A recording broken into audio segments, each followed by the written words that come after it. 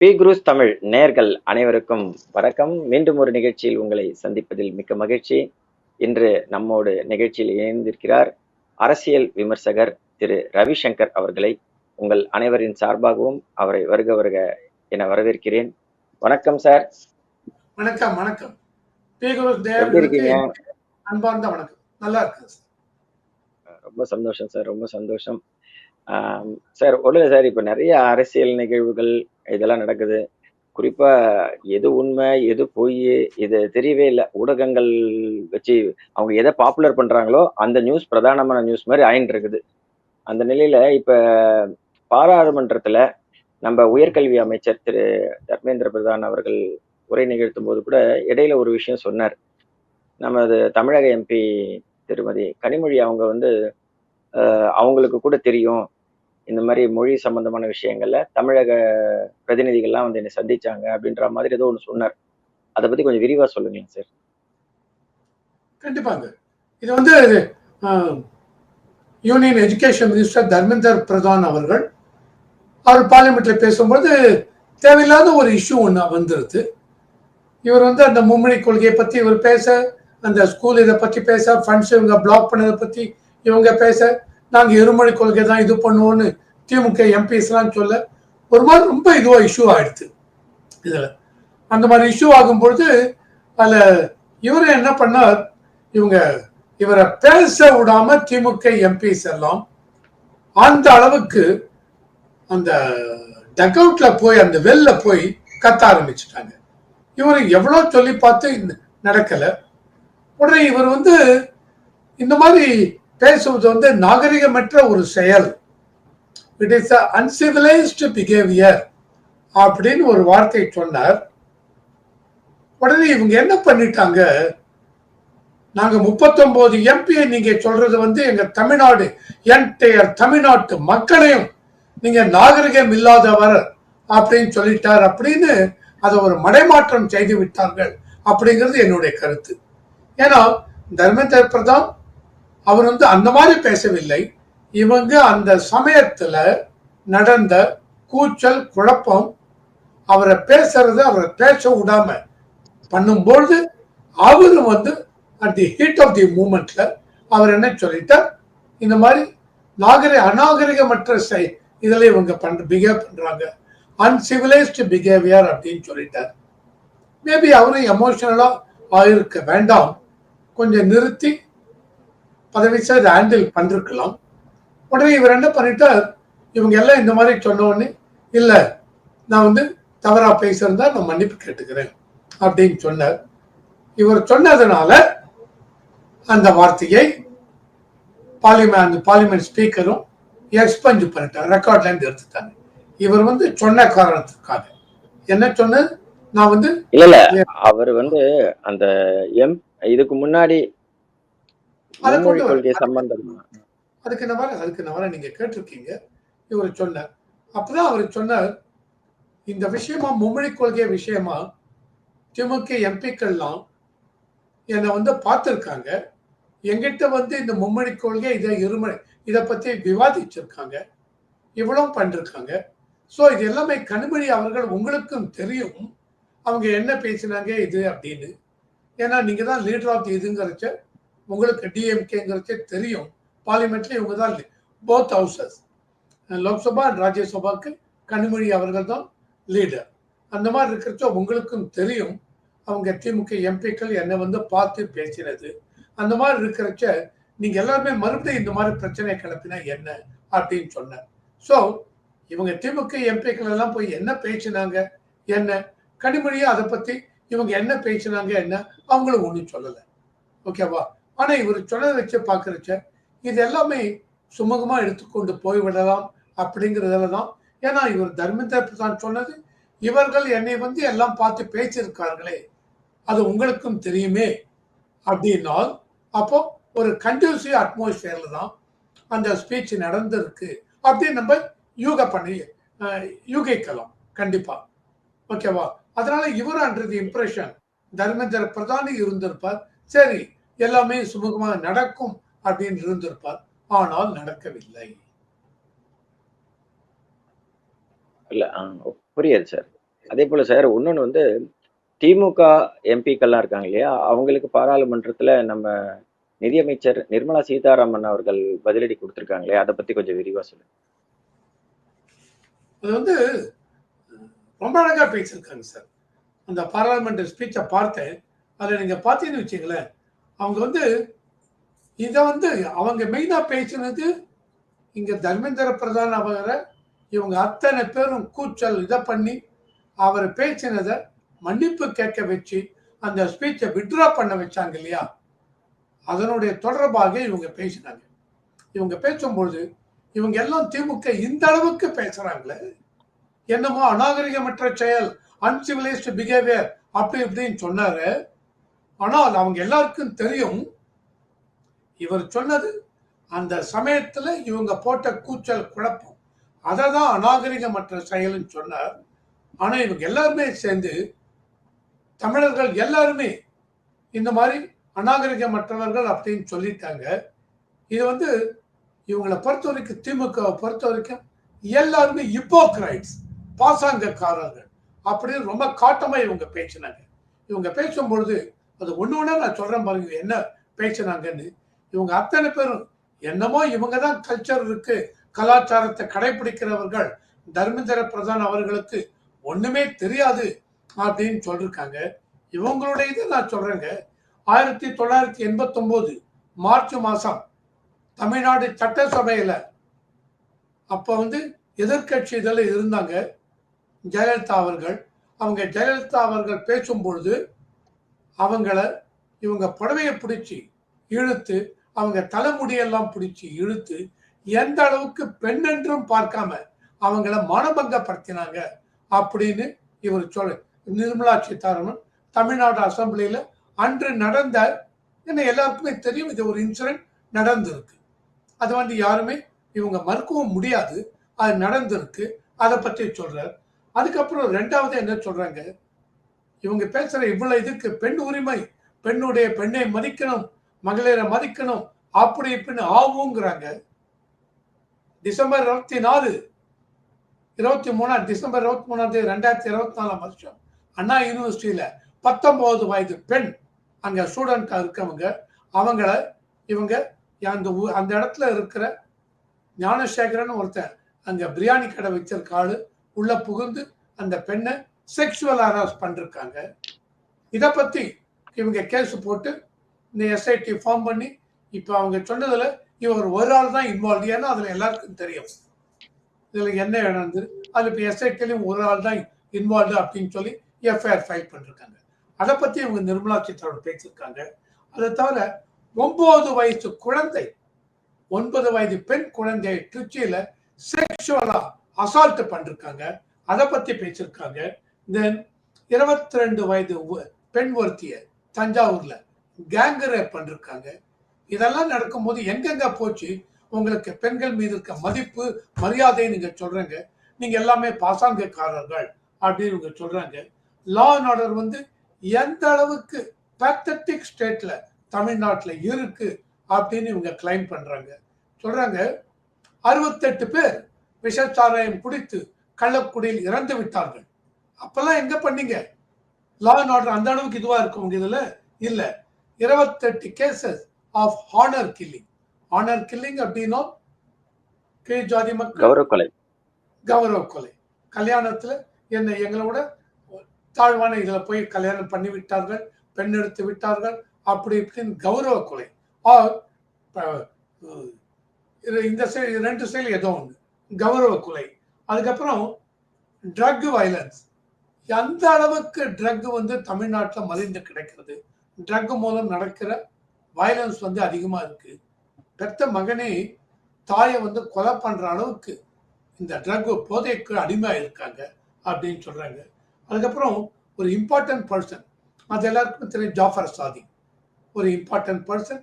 அவர் drug கேஸில் arrest ஆகிருக்க.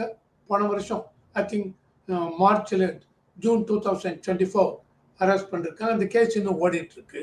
Drug இது 45 ton of இது ட்ரக்ஸ் வந்து ஆஸ்திரேலியாவுக்கும் நியூசிலாண்டுக்கும் இவங்க அனுப்பிச்சிருக்காங்க. அதை பிடிச்சி இந்தியாவுக்கு அனுப்பிச்ச உடனே இந்தியாவில் சுற்றி வளைச்சு எல்லாம் வரும்பொழுது எல்லாத்துக்கும் மூல காரணம் இந்த ஆள் தான் அப்படின்னு சொல்லிட்டு இவர் அரெஸ்ட் பண்ணிருக்காங்க. இந்த அளவுக்கு எல்லாம் சொல்லிருக்காங்க.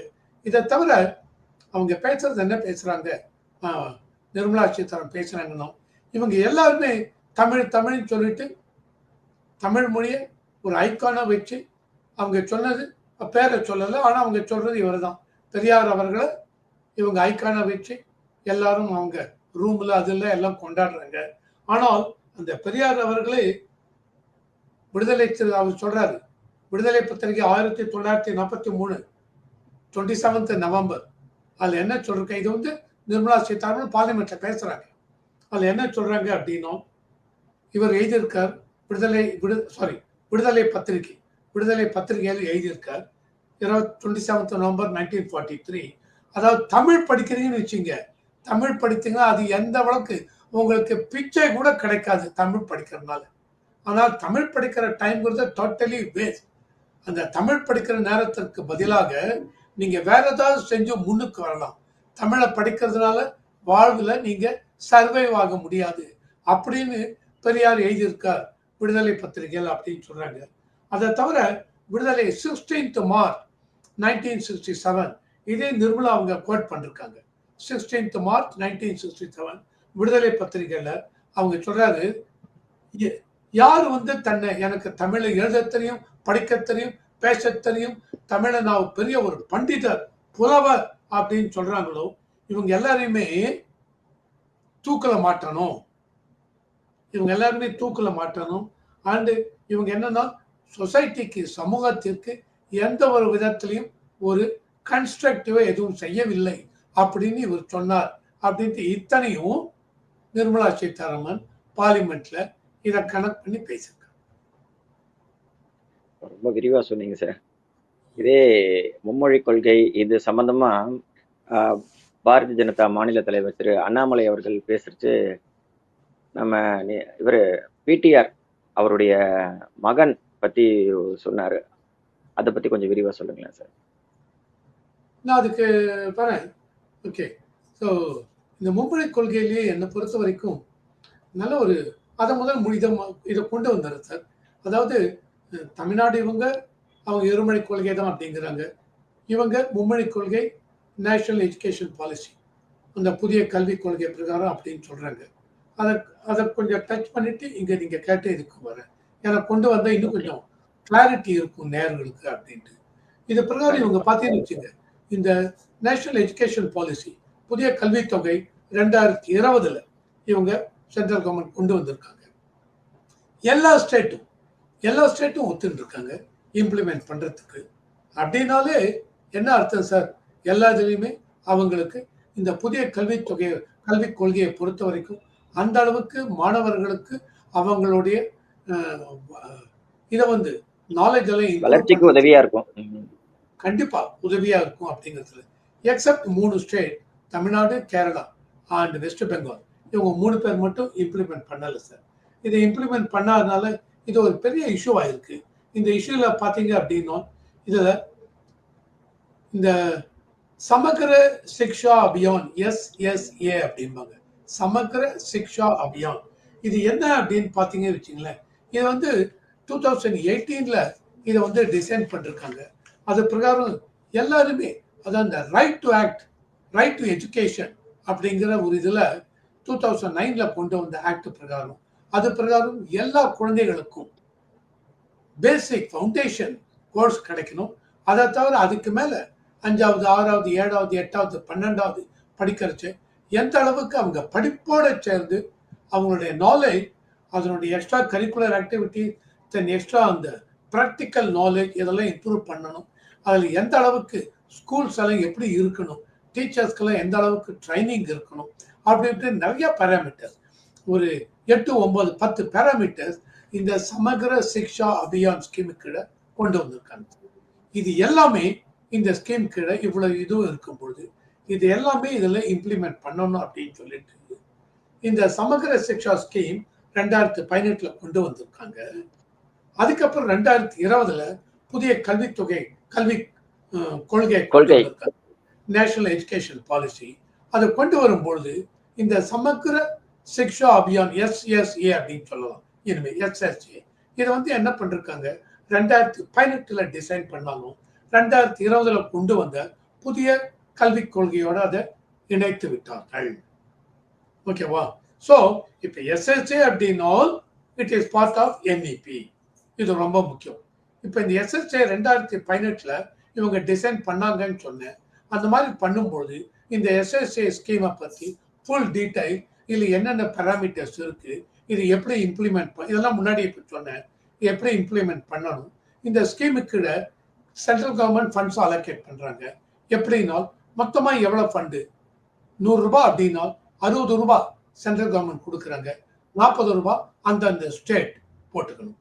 இது ஒன்று. ஓகேவா? ஸோ இந்த மாதிரி இந்த 2018 கொண்டு வந்து இந்த டீட்டெயில்ஸ் எல்லாமே எல்லா ஸ்டேட்டுக்கும் இவங்க அனுப்புறாங்க. அனுப்பிச்சு அத்தனை ஸ்டேட்டுக்கும் தெரியறது. சமக்கிர சிக்ஷா அபியான் அப்படின்னா என்னன்னு தெரியறது. அந்த டீட்டெயிலாம் அனுப்பிச்சு அத்தனை ஸ்டேட்ஸுக்கிட்டையும் இவங்க அவங்களும் ஒத்துக்கிறாங்க, எஸ் இதை இம்ப்ளிமெண்ட் பண்றேன்னு. 2020 நான் சொன்ன மாதிரி புதிய கல்விக் கொள்கை வரும்போது அதை சமக்கிர சிக்ஷானை அரவணைத்து கொண்டு என்க்ளோஸ் பண்ணிடுறாங்க. தென் 2022 பிஎம் ஸ்ரீ ஸ்கூல், அதாவது ஸ்ரீ எஸ்ஹெச்ஆர்ஐ, அதான் முக்கியம். எஸ்ஹெச்ஆர்ஐ, இந்த எஸ்ஹெச்ஆர்ஐனா school for rising India, PM school for rising India, இதான் பிஎம் ஸ்ரீ. ஓகேவா? இதை 2022 கொண்டு வர்றாரு.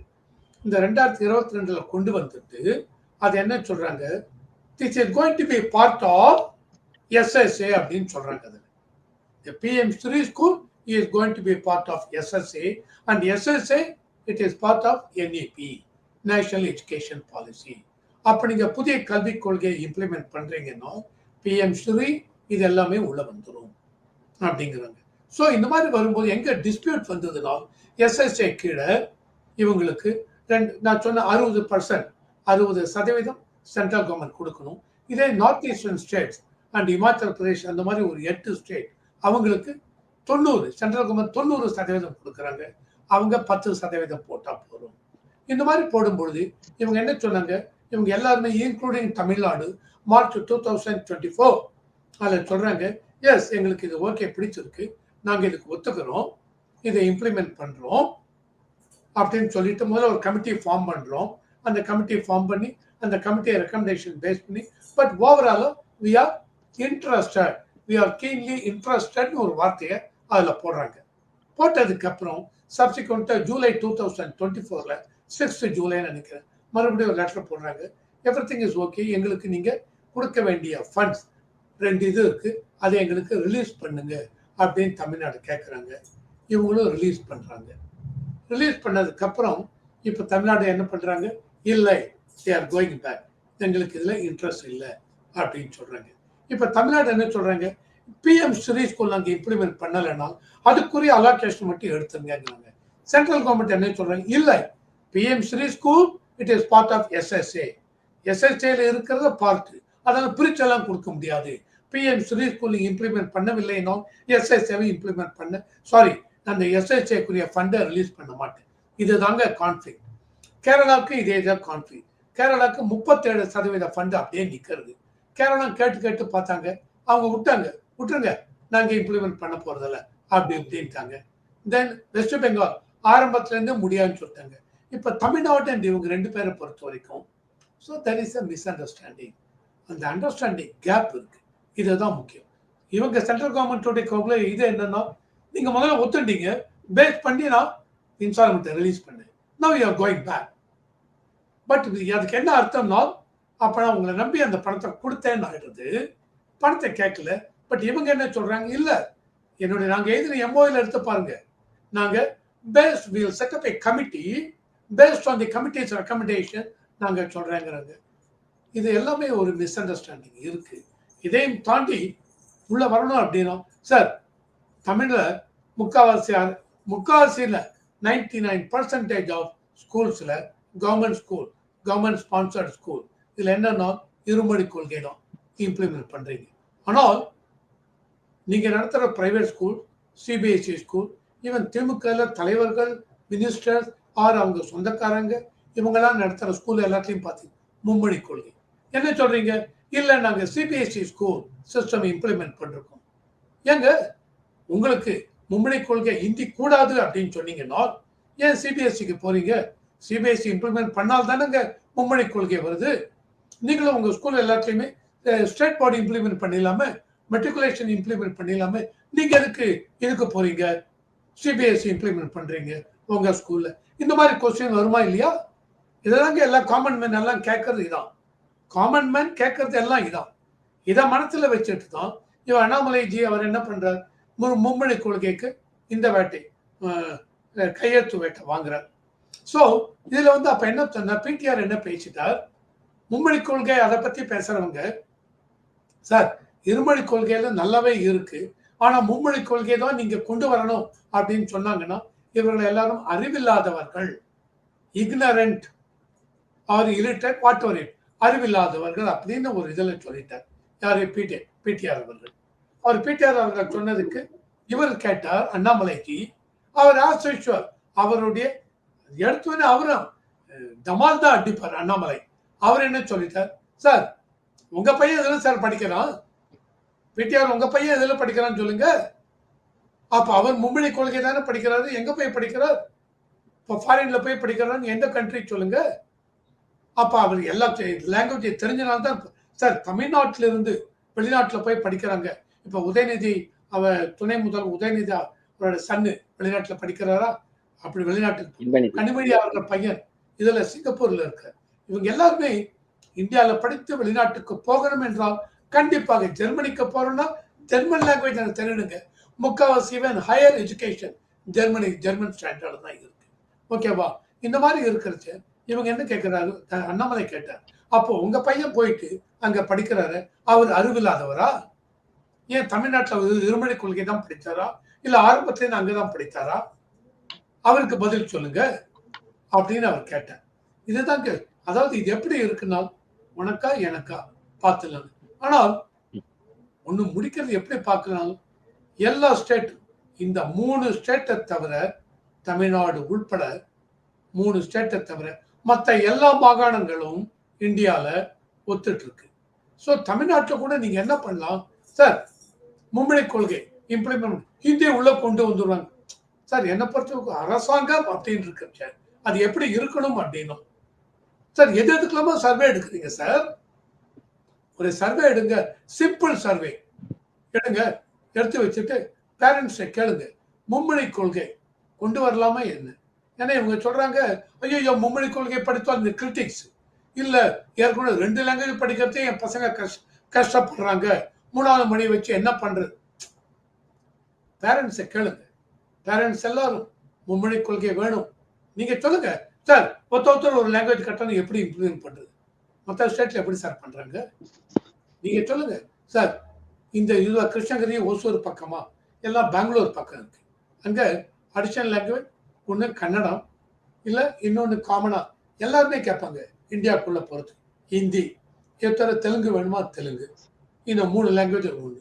இந்த பக்கம் வாங்க, விழுப்புரம் அந்த பக்கத்துல வாங்க, இல்ல கும்மிடி பூண்டி அந்த பக்கம் போறச்ச, ஆந்திரா அந்த பக்கம் போறச்ச தெலுங்கு கேட்கறாங்களா கொடுங்க, இல்ல மராட்டி கேட்கறாங்களா கொடுங்க, வேற ஏதாவது ஹிந்தி கேட்கறாங்களா சொல்லுங்க.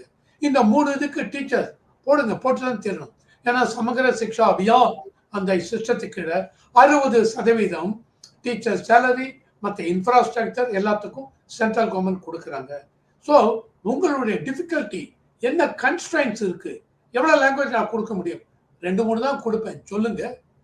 So it needs a discussion, deliberation between central government and state government. அந்த பொதுமக்களை பொறுத்த வரைக்கும் அந்த பேரண்ட்ஸ் அவங்க என்ன கேட்கறாங்க பாருங்க. நீங்க முடியாதுங்கிறீங்க. தக்ஷின் பாரத் இந்திய பிரச்சார சபால அவ்வளவு பேர் ஸ்டூடெண்ட் போய் ஹிந்தி படிக்கிறாங்க. பிராத்மிக், மத்தியமா, ராஷ்டிரபாஷா, பிரவேசிகா, விசாரத் அப்படின்னு படிக்கிறாங்க. ஏன் அங்க போறாங்க? நீங்க அது இங்கேயே கற்றுக் கொடுக்கலன்னு. இதான் என்னோட